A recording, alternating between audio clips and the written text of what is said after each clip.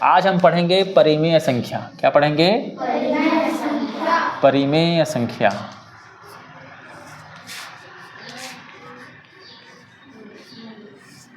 इसको अंग्रेजी में बोलते हैं रेशनल नंबर।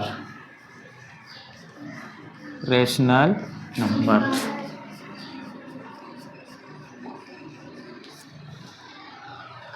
आप लोग इस प्रकार के संख्या देखे होंगे, 6/7, 2/3, 1/2, 4/6, ऐसे आप लोग पढ़े हैं ना?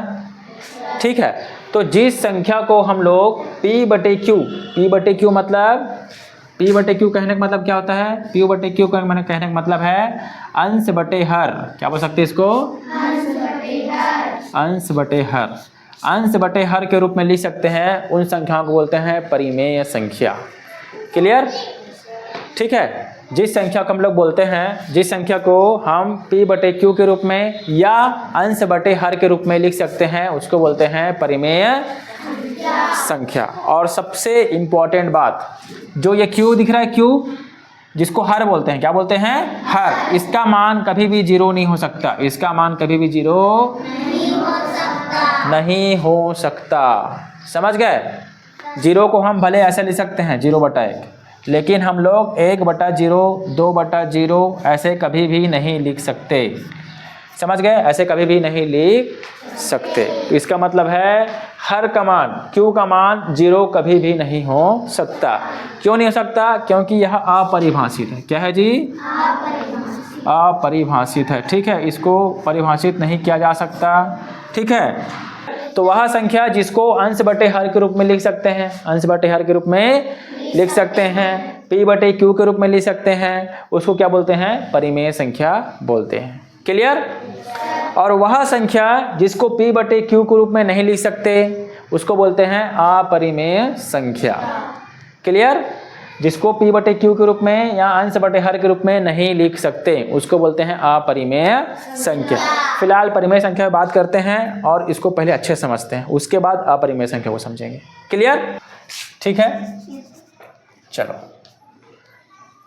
लिख देता हूं, वह संख्या, आप लोग के साथ साथ लिख दीजिए, वह संख्या जिसे हम P/Q या अंश बटे हर के रूप में लिख सकते हैं।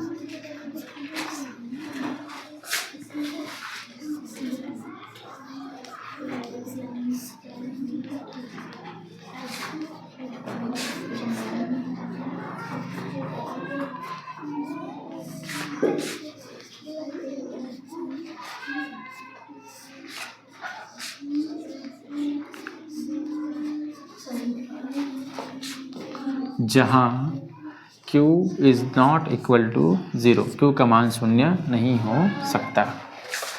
जैसे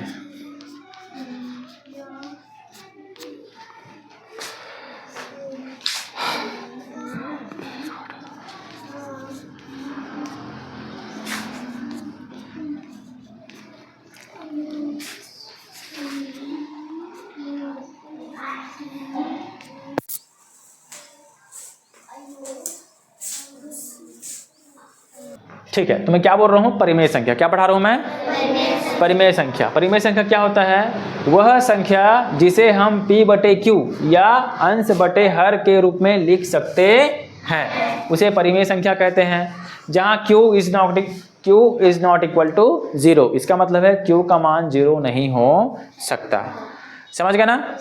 अगर मैं ऐसे लिख देता हूँ Q = 0, इसका मतलब क्या है? Q का मान 0 हो सकता है या Q का मान 0 है। अगर ऐसे मैं काट देता हूँ इसको, ठीक है, इसको पढ़ते हैं नॉट इक्वल या बराबर नहीं है। Q बराबर नहीं है 0 के, Q का मान 0 कभी नहीं हो सकता।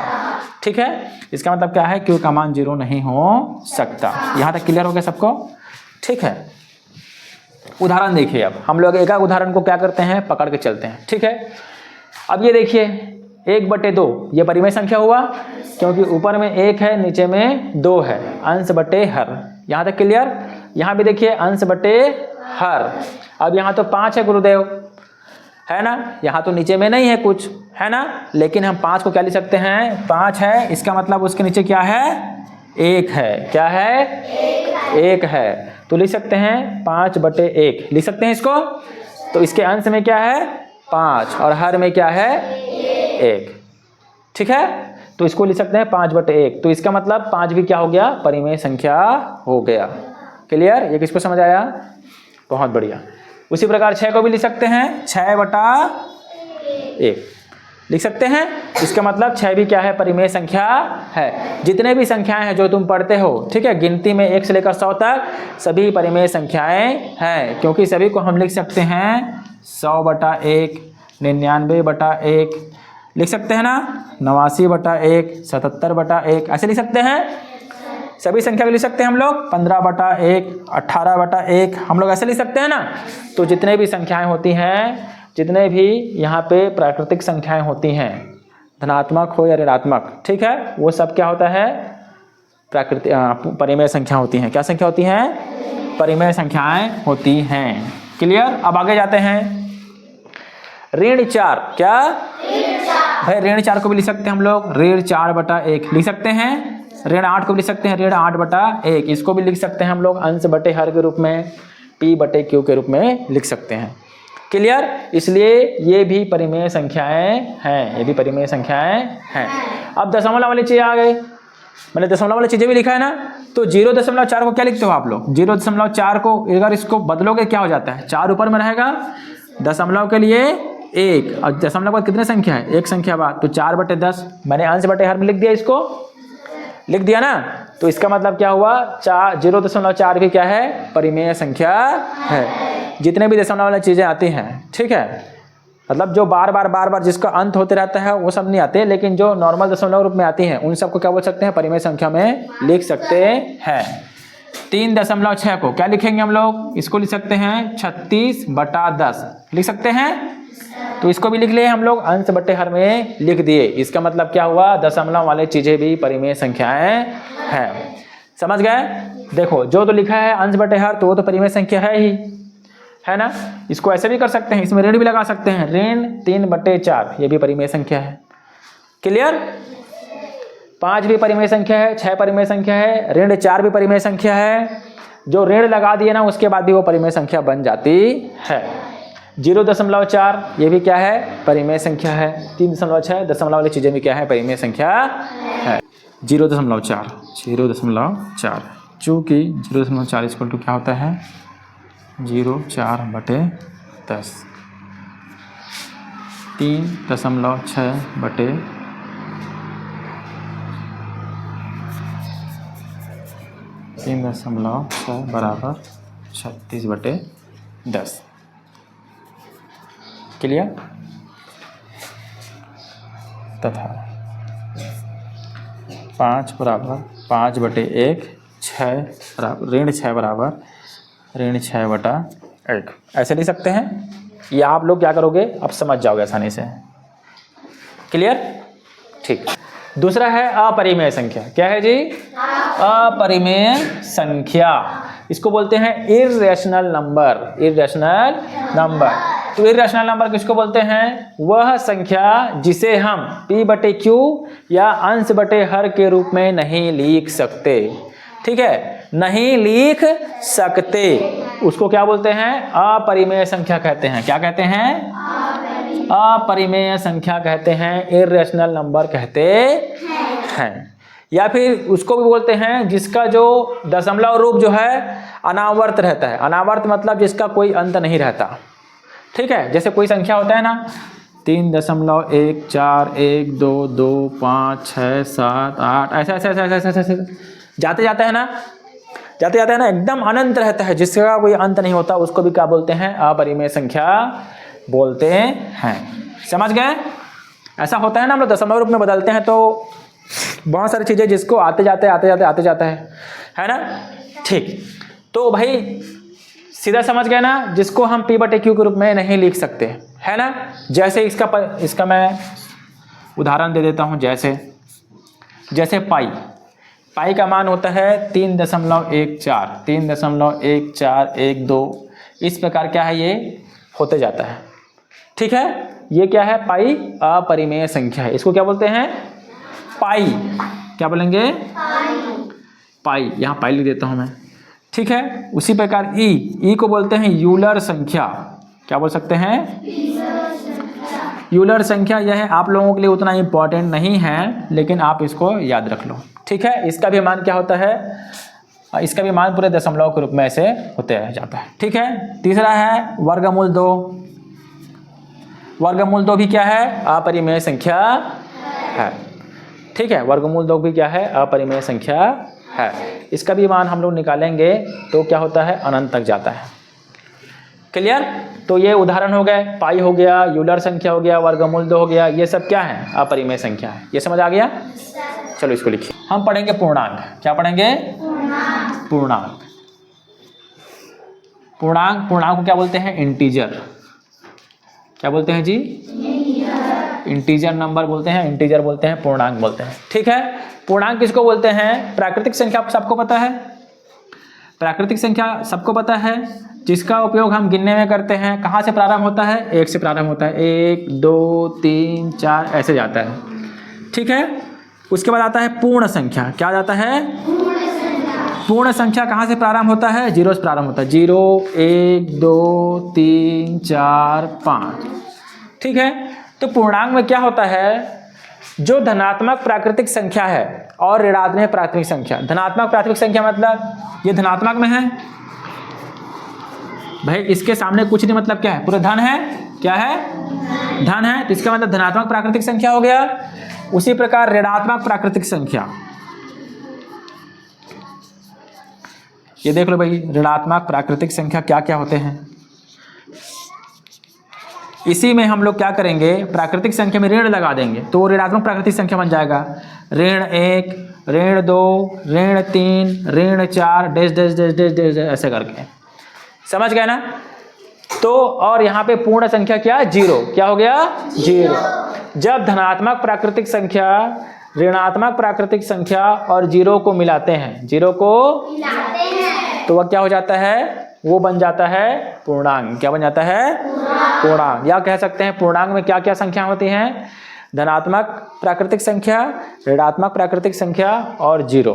ठीक है, ये सब शामिल होते हैं कहाँ? पूर्णांक में। क्लियर? ठीक है, तो मैं इसको परिभाषा क्या लिख सकता हूं मैं? वह संख्या। क्या? वह संख्या। या वह संख्या है जिसमें धनात्मक तथा ऋणात्मक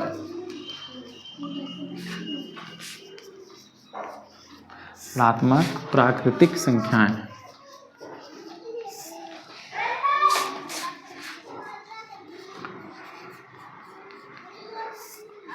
तथा शून्य शामिल होता है। शून्य शामिल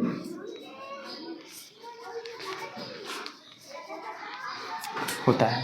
ठीक है, यहां तक क्लियर हो गया? मैं क्या बोला? मैं धनात्मक प्राकृतिक संख्या रहेंगे, ऋणात्मक प्राकृतिक संख्या रहेंगे और पूर्ण संख्या रहेंगे। ठीक है, क्लियर? ठीक।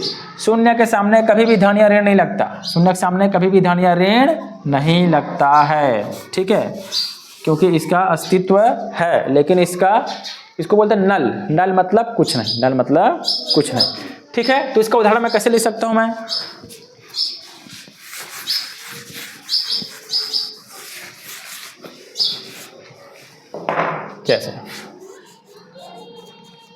जैसे लिख देता हूं मैं। ऋण 4 ऋण 3 ऋण 2 ऋण 1 0 1 2 3 4 इस प्रकार ऐसे ऐसे जाते जाएगा। इधर भी ऐसे ऐसे इधर जाते जाएगा। ठीक है, तो क्या हो जाते हैं? इन सबको क्या बोलते हैं? पूर्णांक बोलते हैं। क्या बोलते हैं? पूर्णांक बोलते हैं। ठीक है, अब इधर देखो, मैं इसको ना एक चित्र के माध्यम से समझा रहा हूं मैं। ठीक है, पहला प्राकृतिक संख्या, दूसरा पूर्ण संख्या और तीसरा हो जाता है पूर्णांक। ठीक है, इन तीनों में संबंध बता रहा हूं, प्राकृतिक संख्या, पूर्ण संख्या और पूर्णांक। ठीक है, यदि ये प्राकृतिक संख्या है, क्या है? प्राकृतिक संख्या है जिसमें कि 0 नहीं आता। 1 2 3 4 इस प्रकार से जाता है। ये क्लियर हो गया? अब पूर्ण संख्या क्या ले सकता हूं मैं? पूर्ण संख्या इसको ऐसा ले सकता हूं,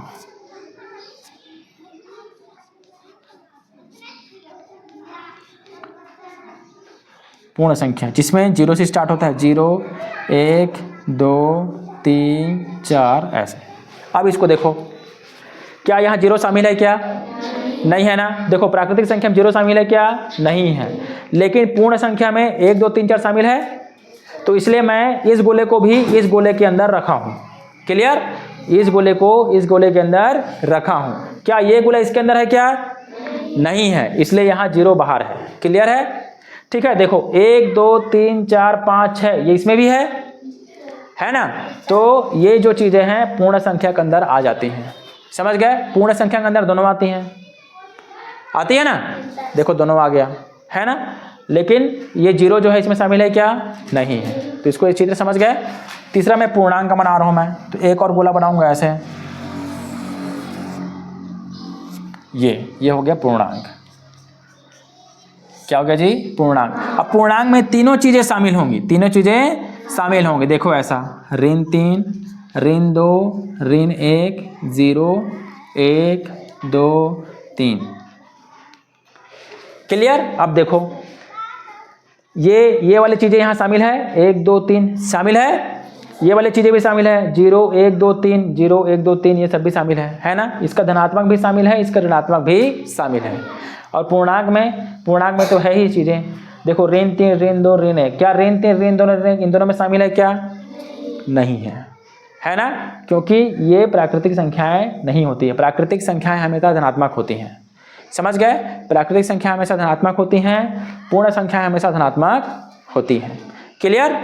लेकिन पूर्णांक संख्याएं धनात्मक तथा ऋणात्मक दोनों हो सकते हैं। क्लियर?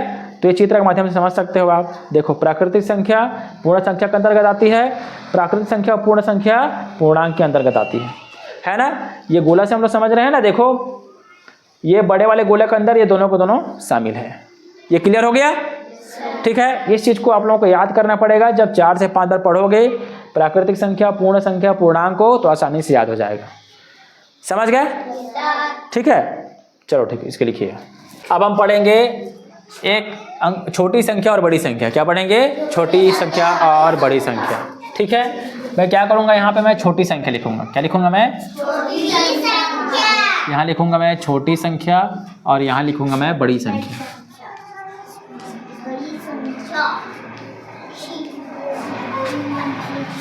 ठीक है। शांत रहो शांत रहो शांत रहो, ओए शांत रहो, इधर देखो। ठीक है। छोटी संख्या बड़ी संख्या कहने का मतलब है, यदि एक अंक की बात कर रहे हैं, एक अंक की बात कर रहे हैं, एक अंक जानते हो ना, 1 से लेकर कहाँ तक चालू होता है? 9 तक। 9 तक शामिल होता है। तो भाई एक अंकों की छोटी संख्या क्या है? एक अंक छोटी संख्या क्या है? एक। तो एक अंक की छोटी संख्या क्या हो गया? एक। और एक अंकों की बड़ी संख्या क्या हो गया? 9। क्या 10 हो सकता है क्या? यहाँ कितने अंक हो गए? 2 अंक हो गए, 1 और 2। तो एक अंक की बड़ी संख्या क्या हो गया? 9। क्लियर? अब मैं बात कर रहा हूँ 2 अंकों की। क्या बात कर रहा हूँ मैं? 2 अंकों की। 2 अंकों की।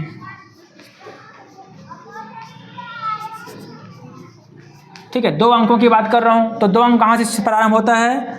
10 से। कहाँ से प्रारंभ होता है? 10 से। और कहाँ तक जाता है? 99 तक। कहाँ जाता है? 99 तक। 100 को ले सकते हैं क्या? नहीं। क्योंकि यहाँ 3 अंक है। 3 अंक इसे नहीं ले सकते हैं। 1 2 3, यहाँ 3 अंक है, इसलिए हम 100 को नहीं ले सकते हैं, क्योंकि हम 2 अंकों की बात कर रहे हैं। किसकी बात कर रहे हैं? 2 अंकों की। कि भाई 2 अंकों की छोटी संख्या क्या हो गया? 10। 2 अंकों की छोटी संख्या क्या हो गया? 10। और 2 अंकों की बड़ी संख्या क्या हो गया? 99। क्लियर हो गया? अब बात करेंगे 3 अंकों की। किसकी बात करेंगे? 3 अंकों की। 3 अंकों की बात करते हैं। 3 अंकों की छोटी संख्या। भाई 3 अंक कहाँ चालू हो रहा है? 100 चालू हो रहा है। 100 चालू हो रहा है और जाते जाते कहाँ तक जाएगा? 999 तक। कहाँ तक जाएगा? 999 तक। 999 तक जाएगा ना। ठीक। तो भाई 3 अंकों की छोटी संख्या क्या हो गया? 100। उसी प्रकार 3 अंकों की बड़ी संख्या हो जाएगी 999। 999। उसी प्रकार 4 अंकों की बड़ी संख्या छोटी संख्या क्या हो जाएगी? इकाई, दहाई, सैकड़ा, ये हजार। 4 अंक हो गया, 1 2 3 4। देखो 99 के बाद क्या आता है? 1000 आता है। क्या आता है? 1000। तो चौथा अंक कहाँ चालू हो रहा है? 1000 चालू हो रहा है। तो 4 अंकों की छोटी संख्या हो जाता है 1000। इकाई, दहाई, सैकड़ा, हजार। और ये हो गए 4 अंकों के। कितने अंकों के भैया? 4 अंकों। 4 अंकों की छोटी संख्या 1000। उसी प्रकार 4 अंकों की बड़ी संख्या क्या हो जाएगा? यहाँ 3 9 था, अब इसमें 4 9 हो जाएगा। 2 3 4। क्लियर? 1 2 3 4। 9999। यहाँ तक सबको समझ आ गया? अब यहाँ पे एक पैटर्न है, देखो आप। ठीक है, एक पैटर्न देखो, यहाँ देख सकते हैं। देखो जब 1 अंक की छोटी संख्या बात करें तो 1 आ जाता है, और 1 अंकों की बड़ी संख्या 9। जब 2 अंकों की बात आती है तो 1 के साथ क्या लग गया? 0 लग गया। 1 के साथ क्या लग गया? 2 अंक हो गया 10, और 2 अंकों की बड़ी संख्या 99। देखो 1 9 था, उसमें 1 और 9 लग गया। क्लियर? जब 3 अंकों की बात करते हैं तो यहाँ पे 1 0 लगा था, तो यहाँ 2 0 लग जाएगा, और 1 तो रहेगा ही। तो 1 2 3, 1 के पीछे 2 0 लग जाएगा। क्लियर? उसी प्रकार 3 अंकों की बड़ी संख्या 9 9 9। 2 अंकों की बड़ी संख्या में 99, 3 अंकों की बड़ी संख्या में 999, और 4 अंकों की बड़ी संख्या में 4 9। 1 2 3 4। उसी प्रकार 4 अंकों की छोटी संख्या में 1 लगेगा, और 3 0। 1 2 3। तो संख्या देखो 1 2 3 4। 4 अंक हो गया। उसी प्रकार जब 5 अंक की बात करेंगे, चलो 5 अंक की बात करते हैं भैया। 5 अंकों की छोटी संख्या, तो पहला संख्या 1 ये हो गया। 1 2 3 4 5 हो गया 5 अंकों की। 5 अंकों की बड़ी संख्या क्या हो जाएगी? 9 2, ये 3, ये 4, ये 5। तो 99,999, और ये 10,000। क्लियर?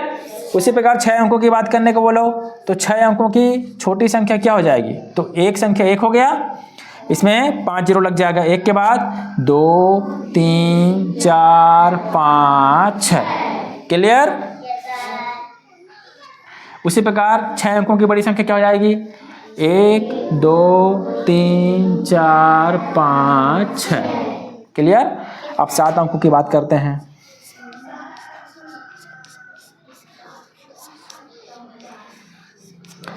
1 2 3 4 5 6 7। 1 2 3 4 5 6 7। यहाँ तक क्लियर है? ठीक है। अब हमको ये जानना क्यों जरूरी है? हमको जानना क्यों जरूरी है? ठीक है, तो मैं बता देता हूँ क्यों जानना जरूरी है भाई। चलो, हमेशा प्रश्न में क्या पूछता है परीक्षा में? भाई 7 अंकों की बड़ी संख्या, 7 अंकों की बड़ी संख्या, 7 अंकों की बड़ी संख्या और 6 अंकों की छोटी संख्या, 6 अंकों की छोटी संख्या का अंतर क्या होगा? का अंतर क्या होगा? जब हमको छोटी संख्या और बड़ी संख्या बनाने आएगा तब प्रश्न बना पाएंगे ना, है ना? जब तक हमको छोटी संख्या और बड़ी संख्या बनाने नहीं आएगा तब तक बना सकते हैं कि इसको? ऐसे प्रश्न आता है। तो ये अवधारणा वाला प्रश्न है, कॉन्सेप्चुअल वाला प्रश्न है। आप लोग हमेशा देखे हो आपके नवोदय में, आपके एकलव्य में, है ना? कोई भी बड़ी संख्या, कोई भी परीक्षा हो उसमें आता है ना। तो देखो 7 अंकों की बड़ी संख्या, 6 अंकों की छोटी संख्या का अंतर क्या हो गया, है ना? 7 अंकों की बड़ी संख्या में 1 घटाने पर क्या प्राप्त होगा? पढ़े हैं? 6 अंकों की बड़ी संख्या और 4 अंकों की छोटी संख्या का योग क्या होगा? ये पूछते हैं ना भाई। जब तक हमको ये छोटी संख्या निकालना और बड़ी संख्या बनाना नहीं आएगा तो हम बना पाएंगे क्या प्रश्न को? नहीं बना पाएंगे। इसलिए इसको जानना बहुत जरूरी है कि हम, अब देखो यहाँ तक पता हो गया। अब 8 अंकों की बोलना होगा तो आप 8 अंकों की बना लोगे। 9 अंकों की छोटी संख्या और 9 अंकों की बड़ी संख्या बनाने बोलेगा बना लोगे आप लोग। 10 अंकों की बड़ी संख्या और 10 अंकों की छोटी संख्या बनाने होगा तो आप भी आप बना लोगे, क्योंकि आपको ये करने आ जाता है। समझ गए? छोटी संख्या हम क्या करते हैं? 1 के पीछे लिखते हैं, 0 0 बढ़ाते हैं, और बड़ी संख्या हम क्या करते हैं? 9 को उतने बार लिखते हैं, 9 को बढ़ाते जाते हैं। क्लियर? ठीक है। अब हम पढ़ेंगे स्थानीय मान और अंकित मान। क्या पढ़ेंगे जी?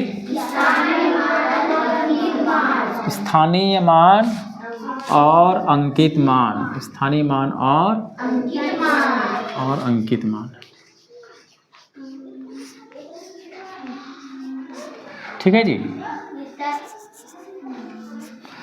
स्थानीय मान और अंकित मान।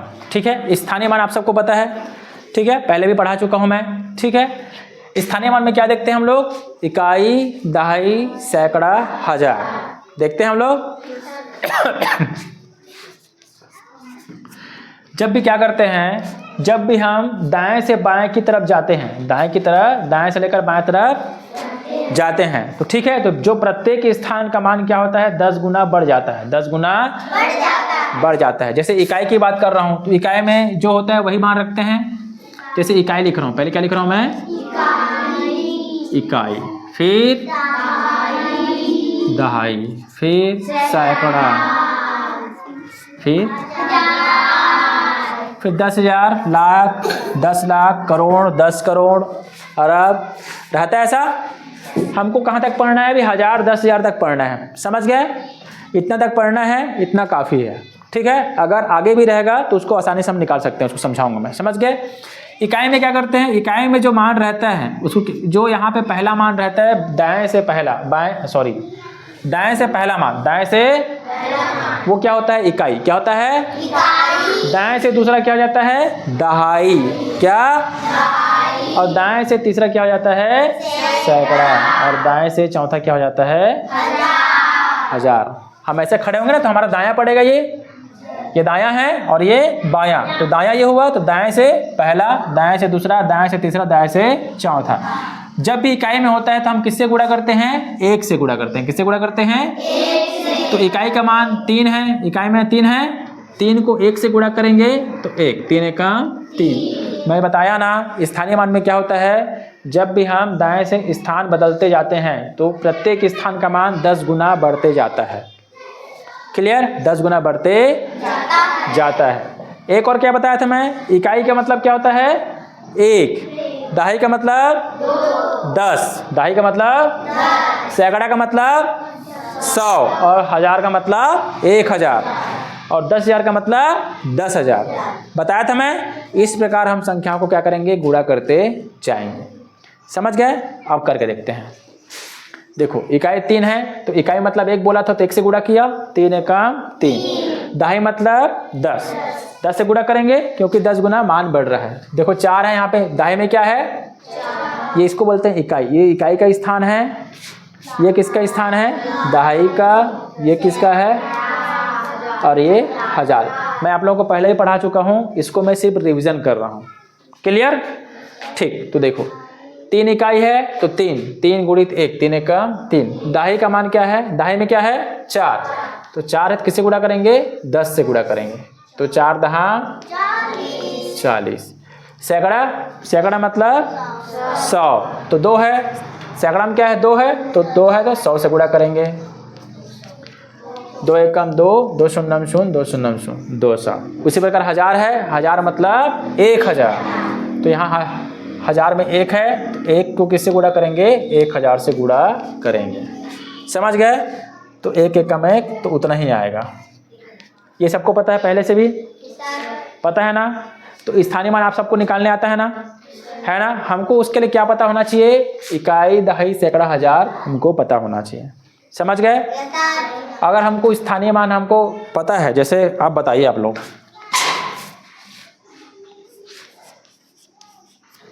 चलिए, चलो यहाँ 4 का स्थानीय मान क्या होगा? 4 का स्थानीय मान 4, 2 का स्थानीय मान 20, 2 का स्थानीय मान 20, और 6 का स्थानीय मान 600। इसको यहाँ से भी कर सकते हैं। जैसे 6 का स्थानीय मान निकालने बोलेगा तो क्या करूँगा? 6 लिखूंगा मैं। कितने संख्या है इसके बाद? 2 संख्या है, 2 संख्या है, 2 अंक है इसके बाद, तो 2 जीरो लगा दूंगा, तो 6 का स्थानीय मान क्या हो गया? 600। ठीक है, अगर इधर और संख्या होता,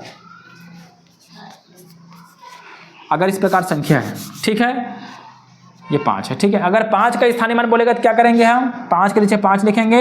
इसके बाद कितने अंक हैं? 1 2 3 4, 4 अंक है, तो 4 जीरो हम क्या करेंगे? यहाँ से आसानी से लगा देंगे, 1 2 3 4। ये क्लियर हो गया? तो ये 5 का स्थानीय मान निकल गया। समझ गए? उसी प्रकार 7 का स्थानीय मान बोलेगा तो क्या करेंगे? 7 लिखेंगे। कितना अंक है 7 के बाद? 1 2 3 4 5, 5 अंक है, तो 5 जीरो लगा दो। 1 2 3 4 5। ये क्या हो गया? इस प्रकार हम स्थानीय मान निकाल सकते हैं। ये आसान तरीका है, समझ गए? गुणा करने से अच्छा है क्या कर सकते हैं हम? इस प्रकार हम निकाल सकते हैं, समझ गए? अब या क्या करेंगे? अब कोई इतना भी बड़ा संख्या दे दे, कितना भी बड़ा संख्या दे दे, चलो कोई बात नहीं, संख्या रिपीट हो गया तो अब इतना संख्या दे दी, इस चार का मान निकालना है मुझे, इस 4 का, तो इस 4 के स्थान मान निकालूंगा तो 4 लिखूंगा मैं। उसके बाद कितना संख्या है? कितने? 1 2 3 4 5 6 7 8 9, तो 9 जीरो लगा दो। 1 2 3 4 5 6 7 8 9। ये तरीका बेस्ट है, सरल है। अब अंकित मान क्या होता है? स्थानीय मान समझ आ गया? अब अंकित मान क्या होता है उसको बता देता हूँ। अंकित मान वही होता है जो अंकित होता है, जो लिखा होता है वही मान अंकित होता है। जैसे यहाँ 1 लिखा है तो 1 का अंकित मान क्या होगा? 1 ही होगा, 1 ही होगा। 7 का स्थानीय मान क्या होगा? 7 ही होगा। अब यहाँ इस इकाई दहाई सैकड़ा वाला कोई कॉन्सेप्ट नहीं लगेगा, समझ गए? वो स्थानीय मान में लगता है। क्लियर? अब 6 का अंकित मान क्या होगा? 6, और 6 का स्थानीय मान क्या होगा? 6। ये 2 अंक है, 2 जीरो लगेगा। यह स्थानीय मान हो गया। ये क्या हो गया? स्थानीय मान हो गया। और अंकित मान क्या हो जाएगा? 6, अंकित मान 6। क्लियर? 4 का स्थानीय मान क्या होगा? सॉरी, 4 का अंकित मान क्या होगा? 4 होगा, और 4 का स्थानीय मान क्या होगा? ये होगा। क्लियर? अब ये प्रश्न कैसे पूछता है? प्रश्न आपके पेपर में कैसे पूछता है? कोई संख्या दे देगा ऐसा, ठीक है? इसमें प्रश्न क्या देगा आपका? 4 का स्थानीय मान तथा 6 का अंकित मान का योग कितना होगा? प्रश्न आता है 4 का स्थानीय मान तथा 6 का अंकित मान का योग कितना होगा। तो भाई 4 का अंकित मान, स्थानीय मान क्या हो जाएगा? 4 का स्थानीय मान यहां लिख दो भैया, 4 का स्थानीय मान। 4 का स्थानीय मान क्या होगा? कॉन्सेप्ट क्या बताया था? 4 है तो 4 लिखिए, उसके बाद कितने अंक हैं? 1 2 3 4, तो 4 जीरो लिख दिए, 2 3 4। अब 6 का अंकित मान पूछा है, तो 6 का अंकित मान क्या होता है? 6 ही होता है। तो भाई 6 का अंकित मान,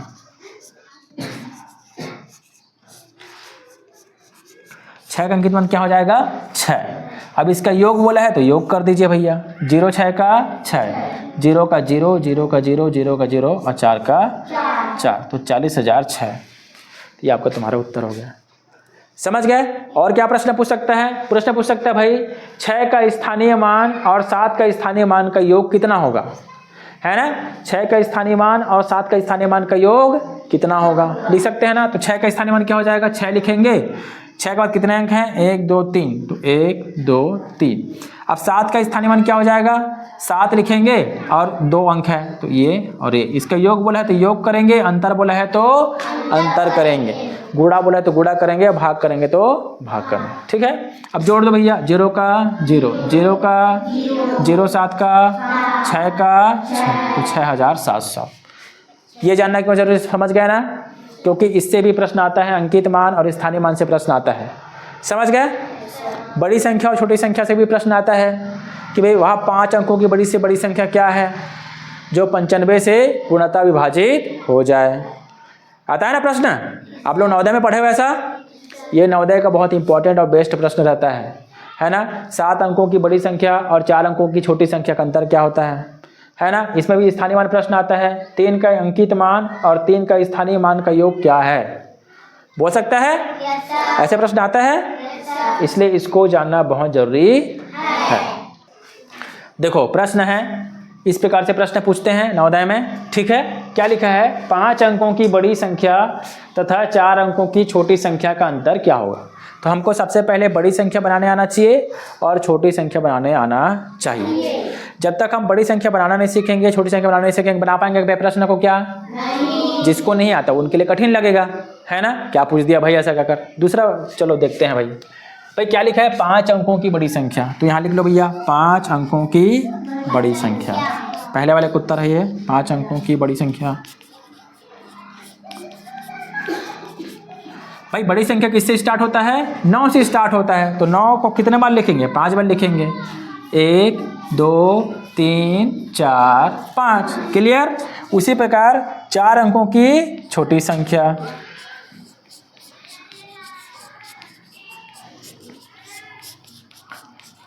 भाई 4 अंकों की छोटी संख्या क्या हो गया? किससे चालू होता है? 1 से चालू होता है। तो लिखिए भैया 1 2 3 4। अब इसका क्या बोला है? अंतर बोला है। अंतर मतलब क्या होता है? घटाना। अंतर मतलब क्या होता है? घटाना। अंतर दिया, घटाना होता है ना, हम इसको घटा देंगे। आप घटाइए, यहीं पे घटा सकते हैं, अलग से घटाइए सिस्टमेटिक लिख के। 1 2 3 4 5। 1 2 3 4 घटा दीजिए। 9 में 0 गया 9, 9 में 0 गया 9 में 0 गया 9 में 1 गया और 9 का 98,999। ये आपका क्या हो गया? उत्तर हो गया। सरल है। आपको प्रश्न में वहाँ पे पेपर में क्या करना है, कॉम्पिटिटिव एग्जाम में ये सब लिखने की जरूरत नहीं है। आपको फटाक से 5 अंकों की छोटी संख्या बड़ी संख्या लिखना है, 4 अंकों की छोटी संख्या लिखना है और फटाक से घटा देना है। समझ गए? वहाँ जितना फास्ट करोगे उतना अच्छा है बेटा। समझ गए? दूसरा प्रश्न क्या है? देखो ये संख्या दिया है, ये संख्या में 4 की स्थानीय मान। भाई 4 कहाँ है? देखो यहाँ 4 है, यहाँ 4 है। एक मिनट चेंज करता हूँ उसको, ठीक है। 4 का स्थानीय मान तथा अंकित मान का अंतर क्या होगा? भाई 4 का स्थानीय मान देखो कहाँ है? यहाँ 4 यहाँ पे है। तो भाई 4 को यहाँ लिखा है तो 4 का स्थानीय मान लिख, दूसरे का हल लिख देता हूँ मैं। आप लिख दो 4 का स्थानीय मान।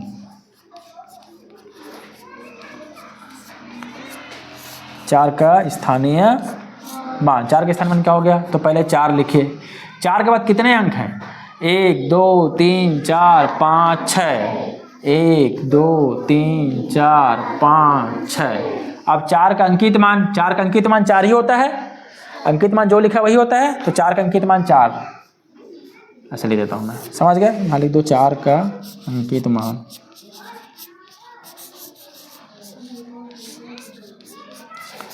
अब देखिए अंतर बोला है, योग बोला है, अंतर बोला है। क्या बोला है? अंतर। इसका मतलब हमको क्या करना पड़ेगा? घटाना पड़ेगा। तो देखो 0 से 4 घटेगा क्या? नहीं घटेगा। उधार लाएंगे यहाँ से, क्योंकि 10 10 10 10 10 10। अब ये 10 हो जाएगा। 10 में 4 गया 6, यह 9 हो जाएगा। ये हो जाएगा 9, ये 9 9 9 9 और ये हो जाएगा 3। ये आपका क्या हो जाएगा? उत्तर। किसको समझ आया? बहुत बढ़िया। इसको